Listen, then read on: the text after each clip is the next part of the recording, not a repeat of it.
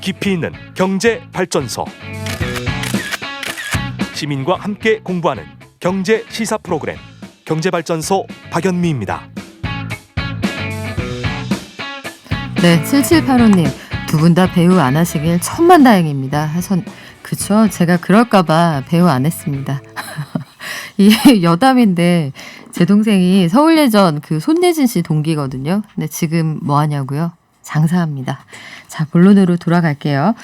지난 24일은 암호화폐 운명의 날이었습니다. 특근법에 따라서 이날 코인 거래소 등록이 마감이 됐기 때문인데 안 그래도 4대 거래소만 살아남을 거다 이런 전망이 있었습니다만 실제로 그렇게 되어 있는데 생존 게임 아직까지는 끝난 게 아니다 이런 얘기가 있네요. 중앙일보의 홍지유 기자와 알아볼게요. 안녕하세요. 안녕하세요. 네, 특근법 이거 저희 몇 번 말씀드렸는데 한번 복습하고 갈까 봐요.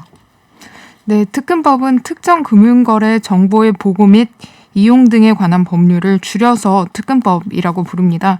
이 특근법은 암호화폐 사업자에게 자금 세탁 방지 의무를 부과하고 또 코인 거래소를 관리 감독하기 위해 신고제로 전환한 것이 골자입니다. 특근법에 따라 거래소 등록을 하기 위해서는 두 가지 요건을 충족해야 합니다. 하나는 ISMS라고 불리는 정보보호관리 측의 인증입니다. 이 ISMS라는 것은 이 거래소의 통신망이 안정적이라는 일종의 보증서 같은 것입니다. 그리고 또 두 번째 조건은 은행 실명계좌 발급인데요.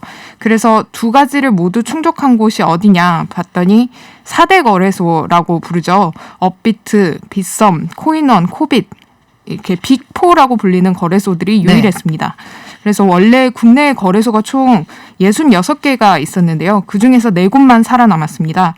이 중에서 37곳은 이미 문을 닫았고 25곳은 은행 실명 계좌를 발급을 받지 못했어요. 그래서 원화 마켓을 닫게 됐습니다.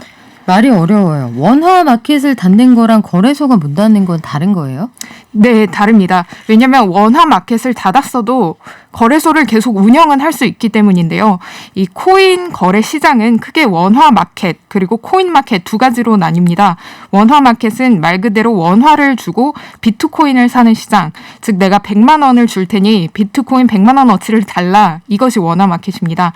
원화 마켓을 운영하기 위해서는 은행과의 제휴가 필수입니다. 그래서 앞서 말씀드렸던 것처럼 빅4 거래소를 제외한 나머지 거래소들은 모두 원화 마켓을 닫게 된 것이고요.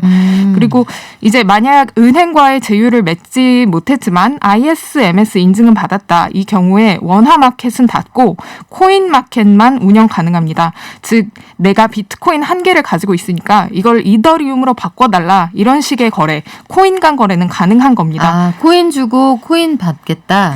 예, 맞습니다. 돈으로 바꿀 수는 없다는 얘기네요. 네, 맞습니다. 말씀하신 것처럼 원화 마켓을 닫는다고 해도 거래소는 계속 운영은 할 수 있지만 코인을 현금화하기 어려워지기 때문에 소비자로서는 매력도가 떨어집니다. 그렇기 때문에 거래소의 규모가 축소될 수밖에 없습니다.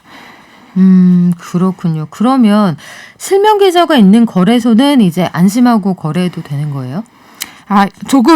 앞으로 조금은 더 지켜보셔야 할 것 같습니다. 왜냐하면 결국 원화 마켓을 운영할 수 있냐 없냐 이것으로 빅4 거래소가 결정이 되긴 했는데요.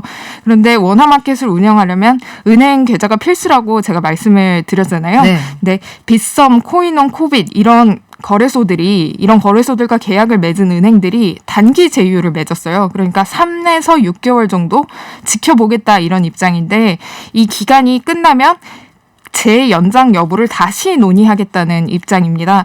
예를 들면 NH농협 같은 경우는 빗썸 코인원과 실명계좌 제공 계약을 내년 3월까지로 6개월만 연장을 했고요.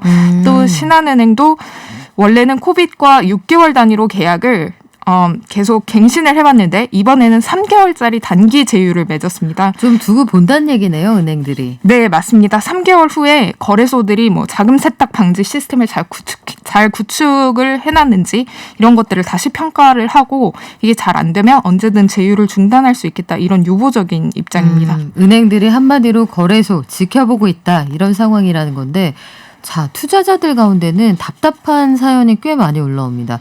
제가 폐업업던 거래소에 그 수수료가 낮아서 끝까지 미련을 못 버리고 있다가 여기 코인이나 원화를 가지고 있습니다. 이런 분들은 어떻게 할까요? 네, 일단 원화는 최대한 빨리 현금을 하고 코인은 대형 거래소로 옮기는 게 안전합니다. 다만 특정 코인을 A 거래소에서 B 거래소로 옮기고 싶다 할 때는 그 거래소 양쪽 모두에 해당 코인이 상장이 되어 있을 때만 가능합니다. 또 원화 인출과 관련해서는요, 금융당국이 한 달간 인출 유예 기간을 줬습니다. 그러니까 이 기간 동안 소비자에게 공지를 하고 인출할 수 있는 방법을 시간을 줘라 이렇게 지시를 한 건데요. 그렇지만 기다리지 않고 최대한 빨리 현금화하는 편이 안전합니다.